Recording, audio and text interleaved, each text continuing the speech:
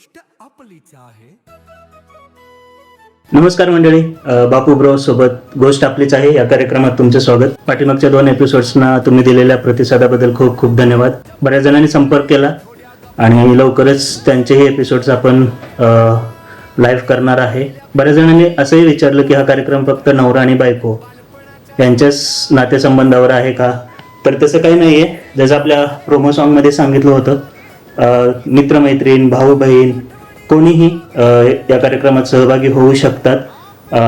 तुम्ही सिंगल असाल, तुम्हाला वाटत असेल की तुमचे विचार या मंचावर येऊन मांडायचे आहेत, तरी तुम्ही येऊ शकतात. किंवा एखाद्या बाईला वाटेल की माझा नवरा मी सोबत असल्यावर बोलत नाही पण मला एकटीला यायचं आहे, तर तीही येऊ शकते.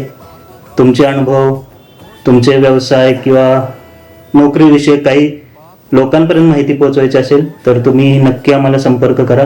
त्याचे डिटेल्स या एपिसोडमध्ये स्क्रीनवरती दिसतील. आणि आजपर्यंत दिलेल्या प्रतिसादाबद्दल खूप खूप धन्यवाद.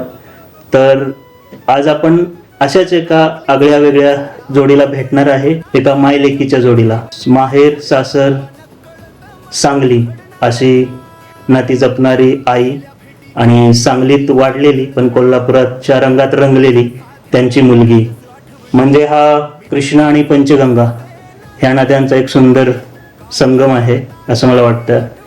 तर आज आपण मारणार आहे त्यांच्याशी गोड गप्पा, ज्याच्यात असेल सांगलीचा गोडवा आणि कोल्हापूरच्या झणझणीतपणा, काही काळजाला भिडणाऱ्या आठवणी. तर स्वागत करूया मनाली जोशी आणि प्रज्ञा परांजपे यांचं. नमस्कार. माझा जन्म अहमदनगर जिल्ह्यातल्या बेलापूर मधला श्रीरामपूर. मी तिथे 10 वर्षाचे असेपर्यंत तिथे होते. नंतर मग आम्ही सांगलीत आलो. आईचं मात्र जन्म म्हणजे मूळ गाव सांगली, तिचं सासरही मूळचं सांगलीच, म्हणजे माझ्या वडिलांचं गाव. पण बेलापूरला म्हणजे परांजपेंना दत्तक गेल्यानंतर माझे आजोबा, मग आमचे काही जे काका वगैरे होते ते बेलापूरमध्ये आहेत अहमदनगर जिल्ह्यातल्या. त्यामुळे मग आई काही वर्ष बेलापूरला होती, पण काही कारणांनी आम्ही पुन्हा शिफ्ट झालो सांगलीला. आणि बाबांचं शिक्षण माझ्या 10वी पर्यंतच झालेलं होतं. पण घरची परिस्थिती हे असं असल्यामुळं म्हणजे लग्न करून घेतलं. तर मग बाबा वेगळे झाले आणि अगदी छोट्याशा खोलीमध्ये तिनं तिच्या संसाराला सुरुवात केली. परांजपेंचा संसार जो आहे म्हणजे माझ्यासाठी, तो तिनं तिथं पहिल्यांदा सुरू केला त्या 10 बाय 10 खोलीत. 2च भांडी, 2च ताटप, मात्र 2घच जण होती. मग नंतर हळूहळू मी आणि माझी बहीण आलो. आणि छोट्याशा खेडेगावामध्ये पण तिनं इतकं धडाडीनं दाखवलं की तिचं म्हणजे SY.B.Com पर्यंत शिक्षण झालं. SYच्या एक्झाम्सच्या वेळेलाच तिचं लग्न झाल्यामुळे तिनं शिक्षण सोडलं. आणि घरचं सगळं व्यवस्थित असल्यामुळं आणि बाबांना पण आई वडील नव्हते, त्यामुळे असेल कदाचित की थोडंसं दुर्लक्षित राहिलेली मुलं कशी असतात की असं नाही की त्यांना वाईट सवयी होत्या किंवा काय, पण त्यांची व्यवस्थित नोकरी वगैरे असं नव्हतं. पण त्याही क्षणी ती एकदम खंबीरपणानं उभी राहिली. आणि तेव्हा तिनं ठरवलं की ठीक आहे, मग आता मी काय करू शकते. मग तिला तेव्हा होम सायन्स करायची प्रचंड इच्छा होती. फक्त माझ्या वडिलांची अट अशी होती की तू दुसरीकडे नोकरी करायची नाहीस, कारण त्यांनी स्वतः कधी नोकरी केली नाही, त्यामुळे त्यांना त्या गोष्टीची कधी सवय नव्हती. आणि मग तिने एक छोटीशी एक खोली बघितली पुन्हा भाड्यानं, आणि ते लिटरली सारवलेलं असं छोटंसं दुकान होतं.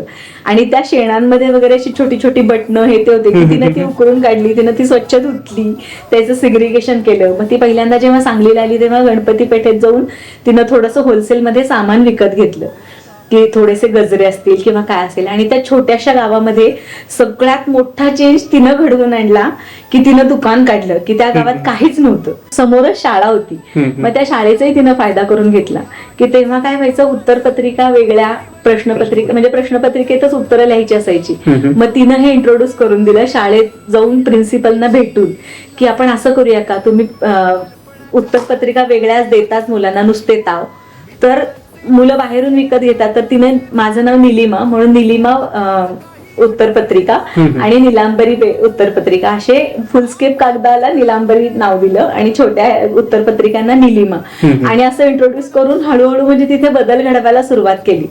आणि इतकं व्यवस्थित म्हणजे, आणि आमच्या घरात काहीही नव्हतं, म्हणजे मी म्हटल्यासारखं की फक्त 2 भांडी, 2 ताटं बस, बाकी पातेलं वगैरे सुद्धा नव्हतं घरात. आणि ईच अँड एव्हरी वस्तू की फॅन पासून टीव्ही असेल, सोफा असेल, सगळ्या वस्तू तिनं 10-10 रुपये दिवसाला देऊन किंवा दुकानातनं जे काही प्रॉफिट होईल अशा बेसिसवरती तिनं EMI स्वरूप तिनं तेव्हा खरेदी केलं. पण काही कारणांनी पुन्हा एकदा एक असतं ना की आपल्याला अचानक काही चक्र फिरतात, काही गोष्टी त्याला कारणीभूत असतात. त्यानंतर आम्ही अचानक एका रात्री श्रीरामपूरहून सांगलीला आलो. त्या ह्याच्यामध्ये पण ती खंबीरपणानं मामाकडे आली. मग माझ्या मामानं पण साथ दिली, माझ्या काकूनं मला खूप म्हणजे आम्हाला सपोर्ट केला, कारण आम्ही तिघीच होतो. मी जेमतेम तिसरीत असेल आणि माझी बहीण 4थी 5वी, अशा ह्याच्यात ती दोघींना घेऊन आली. आणि पुन्हा तेच चक्र की पुन्हा 2च पाणी प्यायची भांडी, 2च ताटं, अशा संसाराला सुरुवात झाली. म्हणून तिनं पुन्हा एक छोटीशी खोली रेंटवरती घेतली. मग बाबांना आम्ही बोलावून घेतलं. तिनं स्वतः 5-6 हजार रुपये जे काय असतील ते जमवून एक रिक्षा घेतली. मग माझ्या काकांनीही थोडी मदत केली आणि मग बाबा रिक्षा चालवायला लागली. पण बाबा पण आहे ना माझे खूप जिद्दी होते. एक की आई वडील नसताना एखादं मूल वाढणं ह्याच्यात थोडासा फरक पडतो, पण त्यांनी म्हणजे आईला साथ दिली आणि ते म्हणजे दोघांचा संसार आम्ही बघितलाय की कधी त्यांनी मारहाण केली नाही. आधी ती 1 नंबर शाळेमध्ये 11 नंबर म्हणजे सरकारी शाळेत होती 7वी पर्यंत. तिथून नंतर पुरोहित कन्या शाळेत ऍडमिशन घेतलं आणि तिला आई वडील नव्हते लहानपणापासून. म्हणजे ती मला वाटतं पहिलीला म्हणजे 6-7 वर्षाची असल्यापासून आई वडील दोघंही नव्हते. त्यामुळं आई, मावशी आणि मामा अशी 3 जण आहेत. ती पूर्वाश्रमीची आपटे आणि अनाथ आश्रमात पहिली 1-2 वर्ष राहिले. मग तेव्हा मामा हिच्यापेक्षा 5 वर्षांनी मोठा, म्हणजे साधारण 11-12 वर्षाचा वगैरे तो होता. मग त्यावेळेला एखादं वर्ष ते राहिले. नंतर मामाने डिसिजन घेतला की अनाथ आश्रमात आपण वाढवायचं नाही आपल्या बहिणींना. मी माझ्या बहिणींना सांभाळायला समर्थ आहे, मी काहीही काम करेन. आणि मग सिटी हायस्कूलमध्ये म्हणजे ब्राह्मण असल्यामुळं किंवा त्या ब्राह्मण समाजातर्फे त्याला नोकरी मिळाली. त्यानं पिऊनची नोकरी सुरू केली आणि सुरुवातीला त्यानं ती नोकरी ऍक्सेप्ट केली कारण त्याला शिक्षणाची ओढ होती. मग तो म्हटला मला पगार किती मिळतो यापेक्षा ना मी बाहेर वर्गाच्या बाहेर बसून किमान ऐकेन की मी काय करतोय. आणि त्यानं तसं शिक्षण पूर्ण केलं. त्यात पण एक अभिमानाची गोष्ट म्हणजे त्याच शाळेत तो हेड क्लार्क म्हणून रिटायर झाला. मी जेव्हा बेलापूरला होते तेव्हा आमचं व्यवस्थित बिझनेस चाललेला किंवा खूप चांगल्या ह्याच्यामध्ये बॅकग्राऊंड मध्ये वाढलेलो आणि अचानक आपल्याला आता हे असं का होतंय आणि हे कळायचं वय पण नव्हतं आमचंही. मग मी म्हटलं मी नाही गव्हर्नमेंट स्कूलला जाणार, कारण तिथे मग कसं शिक्षक काहीही काम लावायचे आणि त्या वयाला ते कळायचं नाही की आपण गुरूंचं काम केलं ना पण लहान मोठं होत नाही. मग तेव्हा कुठेतरी एक अहंकार जागा होतो की मी नाही ह्या शाळेत जाणार.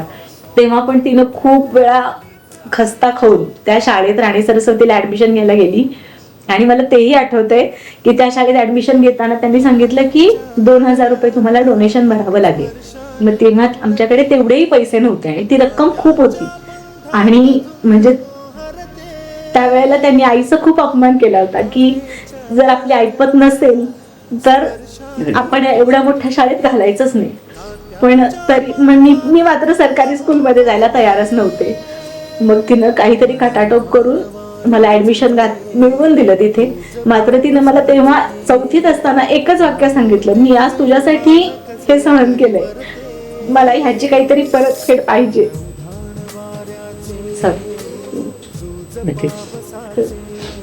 आम्ही मला पण भरून आलं कारण आम्ही मनालीला बघितलंय असं नेहमी हसतमुख, कायम सदा ऊर्जा, एनर्जी सगळं असं. पण ह्याच्या मागे एवढं मोठं म्हणजे काही लोकांना असतं की चेहऱ्यावरचे सतत हास्य असतं पण आतमध्ये भरपूर. मला वाटतं देवाचे त्याच्यासाठी आभार आहेत की अशा लोकांना तो ताकद देतो की चेहऱ्यावरती तुमचं दुःख लपवून राहण्याची नाही. परिस्थितीतून म्हणजे परिस्थिती तर शिकवतेच पण आपण पण त्याच्यातून शिकणं हे नाहीतर परिस्थिती शिकवून पण काही लोक त्यात शिकत नाहीये देखील. मला पण पण मला म्हणजे ह्या गोष्टीचा अतिशय आनंद आहे किंवा मला स्वतःचा इतका अभिमान आहे ना की मी जेव्हा 10वी पास झाले त्यावेळेला मला राणी सरस्वती कन्या शाळेचा सगळ्यात पहिला जो आदर्श विद्यार्थिनीचा अवॉर्ड त्यांनी सुरू केला आणि तो सगळ्यात पहिला मला मिळाला. त्यामुळे त्या बोर्डवरती सगळ्यात पहिलं नाव माझं लागलं. आणि त्यावेळेला ज्या सरांनी आईला बोलले होते ते सर आईच्या जवळ आले आणि ते म्हणाले खरंच आम्ही माफी मागितली. म्हणजे खरंच हा त्यांचाही मोठेपणा खरं.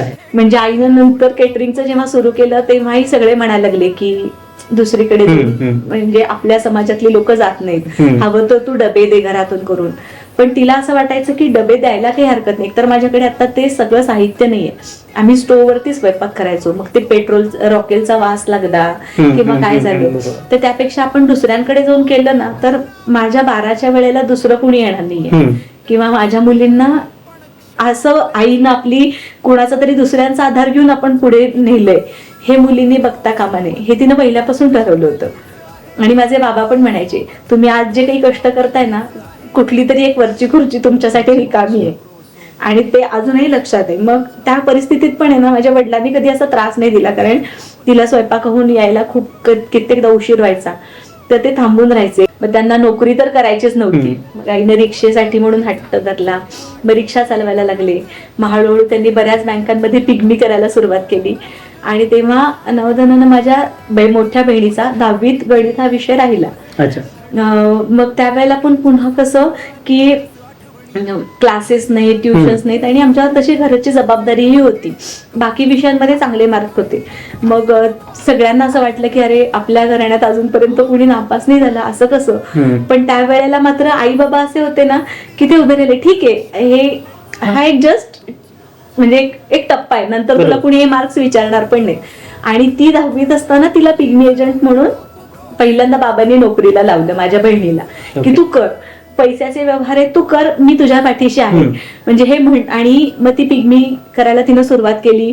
बाबांनी तिला मग काही वेळेला छोट्या छोट्या ठिकाणी पण जावं लागलं, म्हणजे जशा टपऱ्या असतील, मग तिथं पिग्मी गोळा करताना आता ही एकटी कशी जाणार, म्हणून आई सगळी कामं करून येऊन तिच्याबरोबर परत पुन्हा पिग्मी गोळा करायला जायची. आणि दिल्लीला जायचं होतं. मग सगळे म्हणायला लागले की जाऊया वगैरे, काय करायचं. आणि आम्ही 7वीतच होतो, आणि असंच ट्रेननं जायचा प्रवास होता. आणि आम्हाला तेव्हा माहित नव्हतं ते विथ तिकीट जाणार आहेत की नाही जाणार आहेत, RSS असे. पण त्यावेळेलाही आमच्या बाबांनी धाडस दाखवलं की तू जा. म्हणजे तेव्हा फोन नाही, काही नाही. माझ्या काही मैत्रिणींना गोळा केलं, की त्यांच्या आई वडिलांना बाबांनी कन्व्हिन्स केलं की तुम्ही पाठवा, काय होतंय ते बघू. आणि तेव्हा त्या दोघांनी धाडस दिलं, तुम्ही जावा, काय झालं तर आम्ही आहे. म्हणजे तेवढ्या एका वाक्यावर आम्ही दिल्लीपर्यंतचा प्रवास करून आलो. असं साथ देणं आणि पाठीमागे उभं राहणं हे खरंच मोठी गोष्ट आहे. आणि तुम्हाला दोन्ही मुलीच बरोबर? अच्छा, मग दोघीपैकी जास्त त्रास कोणी दिला काय? जास्त दिला नाही तरी पण असते त्रास, बोलू शकता तुम्ही, काय हरकत नाही. मुली म्हटल्यावर त्रास देणारच. तसं बघायला गेलं तर म्हणाली म्हणजे तिने त्रास दिला, पण प्रेमाने दिला. म्हणजे असं खूप हे करून नाही. एखादा किस्सा की असं काही? पण जेवढा त्रास दिला ना त्याच्या दुप्पट आता मला ती प्रेमाने राहत. हे संस्कारावर जातं. आणि जसं मगाशी म्हटलं तसं परिस्थितीची जाण आणि त्याच्यातून शिकणं हे दोघींनी पण दिला. त्यांची साथ होती म्हणून मी आज इथपर्यंत आले. आता मुलींचाच विषय निघाला तर तुम्हाला पण 2 मुली आहेत, तुम्हाला पण 2 मुली आहेत, म्हणजे अजून पण होतात लोकांचं मत. तुम्हाला त्यावेळेला असं काही लोकांच्याकडून झालं का की मुलीच का मुलगा का? कारण तेव्हा तर मुलं म्हणजे अजूनही आपल्या सोसायटीमध्ये तो चेंज झालेला नाहीये. आता काही लोकांना पटणार नाही, काही पटेल, ते प्रत्येकाचे आपापले विचार असू शकतात. पण अजूनही लोकांचा तो आहे की नाही आम्हाला मुलगा पाहिजे वगैरे. पहिल्यांदा म्हणजे सासरचे सगळे म्हणायचे की अजून एखादा मुलगा होऊ द्यायचे, पण घरची परिस्थिती सगळं म्हणजे करणं हे करणं कोणच नव्हतं त्यावेळी. हिच्या वेळी माझी डिलिव्हरी झाली त्यावेळेला मला 15 दिवसापासून सगळं घरातलं करावं लागलं. आणि ते त्रास सगळं हे बघून मी सगळ्यांना सांगितलं की नाही, मला 2 मुली आहेत आणि मी नाही आता तिसरा चान्स काय मी घेणार नाही. तेव्हा सगळे मला खूप ओरडले, म्हणाले की नाही एवढे मोठ्यांचं काही ऐकत नाही एवढे. म्हटलं आहे मी थोडीशी हट्टी, पण चांगल्यासाठी मी थोडा हट्ट करते आणि हे मान्य करणार. जे माझी 2 नंबरची काकू मीना परांजपे, तिला पण 2 मुली आहेत. ती मात्र आईच्या पाठीशी खंबीरपणे उभी राहिली, म्हणजे परांजपेंकडून. आणि त्यांनी मला सांगितलं पण की जरी आपल्याला 2 मुली असल्या ना त्या मिणमिणत्या असतील, पण त्या सगळ्यांना काय म्हणतात कुटुंबासाठी दिवस रात्र झडलात, जे पडेल ते, जे तुम्हाला म्हणजे इच्छा नसेल तेही काम तुम्ही केलं. तुम्ही एक मुलगीच आहात, म्हणजे मुलगा किंवा मुलगी ह्याच्यात जे डिफरन्स करतात किंवा आम्हाला मुलगाच पाहिजे. एका मुलाचं कर्तव्य काय असेल ते तुम्ही एक मुलगी होऊन त्या काळी पूर्ण पार पाडलेलं आहे. आणि आता तुम्हाला सांभाळणं असेल किंवा तुमची देखभाल करणे, हे मला वाटतं हे दोन्ही मुली मुलांच्या पेक्षाही चांगलं करतात. पण मुलं जरी असली तर आई वडिलांची सेवा होते, नाहीतर मग ते काही आई वडील मी असे बघितले की जे म्हणतात आम्हाला मुलगा नसतात तरी चाललं असतं. सो हा जो आहे समज किंवा गैरसमज समाजामध्ये, तो मला वाटतं त्याला एक हे नाहीये, कारण समाज आपल्याला प्रत्येक गोष्टीला लेबल्स लावत जातं. आपली किंमत आपण ठरवायची असते.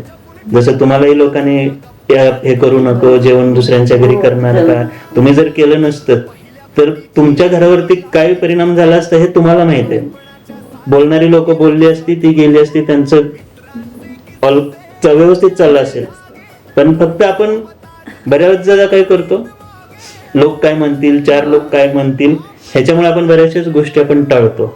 इव्हन आपण छंद असतील, आपल्याला एखादी करायचं असेल, आता हल्ली ते रील्स वगैरे बनवून एक उदाहरण देत, आणि जास्त करून काय म्हणतात लेडीजनी वगैरे असे काही केलं की भरपूर नावं ठेवणारे भरपूर आहे. अरे काय रे, हे वय आहे का, हे आहे का, अरे तो त्यांचा हे छंद असेल, त्यांना आवड असेल किंवा करतात, बरोबर, त्याच्यातून क्लिक होऊन कोणाचं तरी नशीब पुढं मोठं गेलं. आपण आता बघतो कितीतरी रील स्टार्स वगैरे कितीतरी मोठे होत जातात.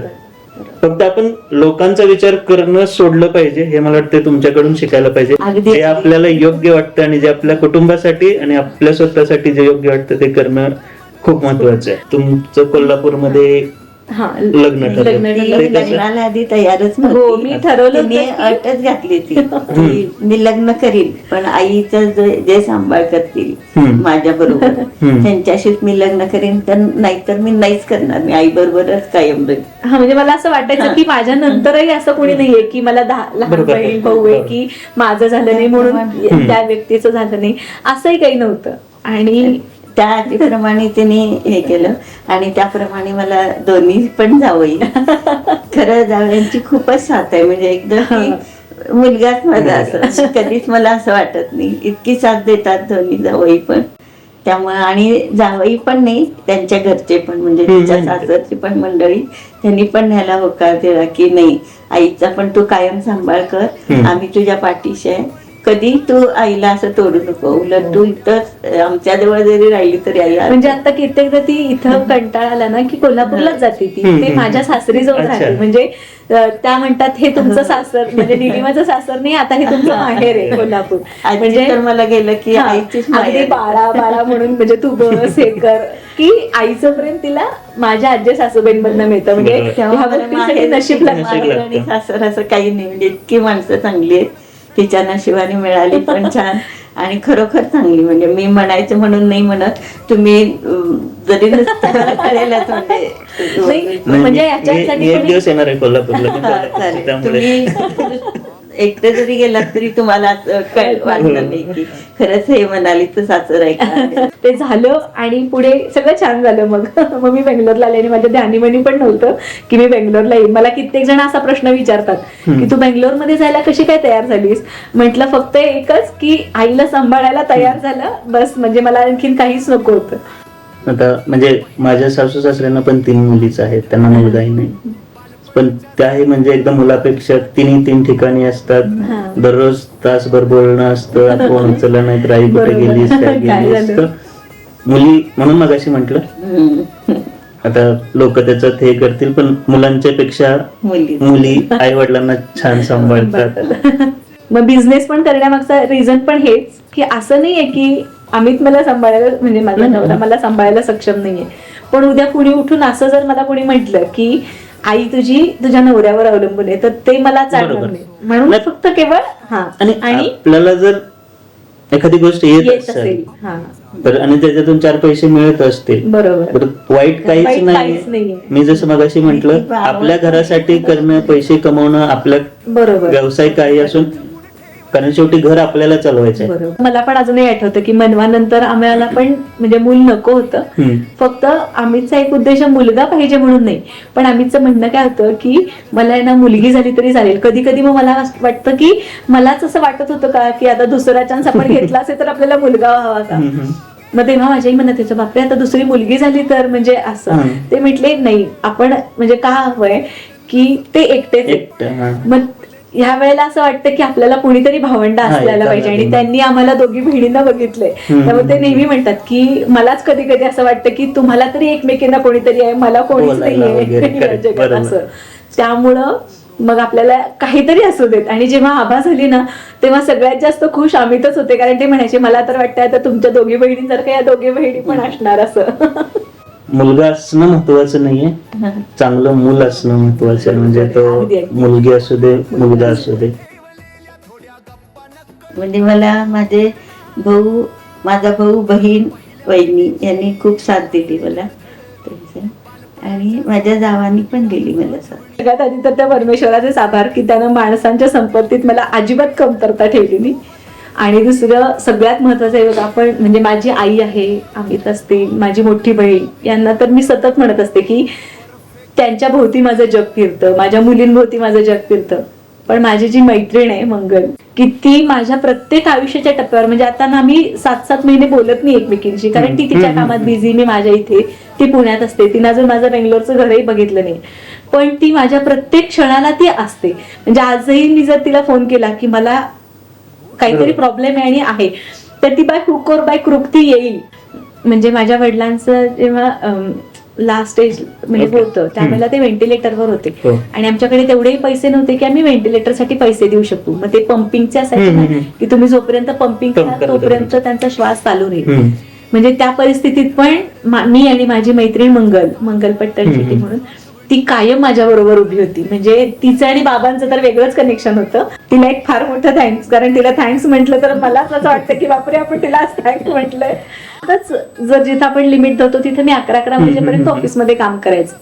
तेव्हा अभयदादा सांगली मग तेव्हा अभयदादा आणि सुदयदादा जे होते ना ते म्हणायचे की मी तुला सोडतो. आजूबाजूची लोक काय बोलतील काय नाही मला खूप म्हणायचे सगळे, तुम्ही असं कसं काय दुसऱ्या म्हणजे त्याच्यावरनं बरंच हे झालं सोडायला येतात. म्हटलं नाही, ते माझे मुलगेच आहेत, मुलाप्रमाणेच आहेत ते. मी तुम्हाला काय बोलायचं ते बोला, पण माझा पूर्ण मुलींवर पण विश्वास आहे. त्यामुळं त्यांनी मला खूप, त्या दोघांनी पण साथ दिली. आणि माझ्या लग्नात पण होते बरं का ते, लग्नात होते. आणि लग्न झाल्याबरोबर सुद्धा थोडे दिवस मी सांगलीत होते ना, तर माझा गॅस संपला होता, तर त्या दोघांनी स्वतः खांद्यावरनं गॅस आणून माझ्यावर जोडला. म्हणजे मला काळजी नव्हती की आई एकटेच आहे तिथं. हे पहिली महिला डॉक्टर आनंदीबाई जोशी. पहिली महिला शिक्षिका सावित्री. बरोबर आहे. पहिली महिला राष्ट्रपती पाटील. ऐक हो बरोबर आहे नाव. ऐक काय हे, प्रतिभा पाटील. आता हे जरा अवघड आहे. पहिली महिला रेल्वे चालक, खूप बातमी झालेली मला माहिती आहे तिचं नाव, म्हणजे नाही मला. सुरेखा यादव. हा. तर पुढचे सोपेच असते. पहिली महिला परराष्ट्र मंत्री, foreign minister, national level India. नाही, एकच होती मोठ्या आता त्या नाही आहेत आपल्या सोबत. सुषमा स्वराज, कारण आमच्या बाबांच्या खूप आवडत्या होत्या त्या. पहिली महिला IPS अधिकारी, हा शेवटचा प्रश्न आहे. किरण बेदी. Rapid fire. तुमच्या दोघींच्या मध्ये जास्त ड्रामा कोण करतं, नाटक कोण करतं? मीच आता. एका शब्दात आईचं वर्णन करायचं असेल परिपूर्ण. आणि यांच्याबद्दल सांगायचं असेल तर आदर्श मुलगी. घरात जास्त स्ट्रिक्ट कोण आहे दोघींच्यात? मीच आहे. म्हणजे आता पुढच्या प्रश्नाचं उत्तर मला ऑलरेडी मिळालेच. मी सांगितलं होतं ना, असं जास्त कोण बोलतं? मीच बोलते. माझे प्रश्न चुकलेत की काय सगळे तुमच्याकडे? दोघींमध्ये जास्त इमोशनल ब्लॅकमेल कोण करतं? आईसाठी काहीतरी सोडायचं. कोणाच्या पोटात जास्त दिवस राहते गोष्ट? रे माऊलीच. म्हणजे एकाच तरी उत्तर आईच्याकडे गेलेलं आहे. त्याचा आम्हाला आनंद वाटला की आम्ही एक प्रश्न चांगला शोधून काढला. थँक्यू आई आणि अज्जू, माझ्यासाठी खूप काही काही केला. मला तुम्ही खूप आवडता. माझ्या जगातले रॉकस्टार आहे तुम्ही, तुम्हाला माहितीये. त्या दोघींनी मला इतका छान सपोर्ट दिला. म्हणजे मी जेव्हा थोडीशी लॅग झालेले माझ्या स्टडीजमध्ये, म्हणजे मला कमी मार्क मिळत झाले, तेव्हा त्यांनी मला फुल सपोर्ट दिला. आणि त्याच्यासोबतच मी त्यांना खूप मदत केली. त्यांचा जो मसाल्यांचा बिझनेस आहे तो मी स्प्रेड केला. आणि आई आणि Ajju, thank you for everything that you have done for me and for my sister Abha. We both have grown in such a good and happy environment just because of you two and also my father. Thank you. मी इथं बेंगलोरमध्ये आलो आणि लग्न करून जेव्हा तिला घेऊन आलो तेव्हापासून मला असे संस्कार म्हणायचे नाहीत, पण शी टूक गुड केअर ऑफ मी. आणि जिथं जिथं मला गरज होती इमोशनल सपोर्टची, कारण मला माझा भाऊ नाही आहे, पण जेव्हा मी काहीतरी गरज असेल मानसिक आधाराचा किंवा काही शेअर करायचं असेल तर मी मनाली सोबत शेअर करतो. आणि मला माहिती आहे की ती नेहमीच मला सपोर्ट करेल आणि चांगला डिसिजन घ्यायला मदत करेल. आणि तसं तिने आतापर्यंत केलं आहे. आणि आईंच्या बद्दल सांगायचं तर ते मी त्यांचा मुलगा असल्यासारखंच आहे. जेव्हा पण मुलाला जसं त्या गाईड करावं लागतं किंवा मुलाला जसं सांगावं लागतं तसं मला सांगतात आणि मी पण त्यांची माझ्यापर्यंत चांगली केअर घेतो. आता आपण शेवटच्या टप्प्याकडे वळताना तुम्हाला जर एखादा संदेश द्यायचा असेल? मी एवढंच सांगेन की ज्यांना मुली आहे ना त्यांनी अभिमानाने मुलींचा सांभाळ करावा आणि मुलगाने याची खंत कधीच बाळगू नये. खूप छान. मला वाटतं आजचं एपिसोड नक्कीच लोकांच्यासाठी प्रेरणादायी असेल, खास करून त्या लोकांच्यासाठी. मी पुन्हा आणखीन त्याच्यावरती स्ट्रेस करतोय की मुलगा मुलगी, मुलगा म्हणजे मुलगा असो किंवा मुलगी, फक्त ते नातीच आपण समजणं, एकमेकांशी उभं राहणं ते महत्वाचं आहे. आणि जसं मगाशी म्हटलं तसं समाज लेबल लावण्यासाठीच असतो. आजचा एपिसोड मला वाटतं बऱ्याच लोकांच्यासाठी खूप रिलेट करणारा होता. जर तुम्हालाही वाटत असेल की हा तुमच्याशी रिलेट होतोय किंवा समाजातील लोकांच्यासाठी हा उपयोगी आहे तर तुम्ही नक्की शेअर करा, कारण ह्या गोष्टींची आजच्या जगात बऱ्याच लोकांना गरज आहे. खास करून जे फक्त मुली, तर फक्त मुली हा शब्द तसा म्हणायला नको आहे, कारण त्याच्या मागे आज बघितलं असेल तर फक्त मुली असल्या तरी त्यांच्या मागे बॉन्डिंग आहे, एकमेकीच्यासाठी साथ देणं आहे, कष्ट करणं आहे आणि आपलं कुटुंब उभं करणं आहे. तर हा एपिसोड कसा वाटला ते नक्कीच सांगा. धन्यवाद. आणि पुढच्या एपिसोडमध्ये आपण भेटणार आहोत नवीन ठिकाणी नवीन गोष्टीसोबत. तोपर्यंत स्वतःची काळजी घ्या आणि भेटूया पुढच्या एपिसोडमध्ये. आणि तुमच्या दोघींचे धन्यवाद.